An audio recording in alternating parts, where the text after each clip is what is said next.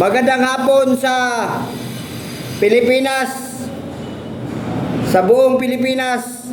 Shout out sa Presidente at saka Vice Presidente ng Pilipinas. Hoy, bakit kayo nag-aaway ng dalawa? Pinabayaan nyo na ang problema sa Pilipinas. Ayusin nyo ng gulo ng pinag-ano-ano ninyo, pinag-lalis-lalis ninyo dyan. Siguraduhin nyo muna yung mga kababayan dito sa Pilipinas. Huwag na kayo mag-personalan na mag-away-away diha. Shout out sa inyong duha, ha? Ayusin nyo yung Pilipinas. Nasa inyo nakasaralay ang mundo. Ang Pilipinas pala. Yun lang po. Shout out. President, ikaw ang mag-asa ng Pilipinas. Walang ibang tao kundi ang Presidente lang. Sara, Vice President, pagpatuloy ang mga gawain mo, ma'am. Thank you, bye-bye. Yun lang po.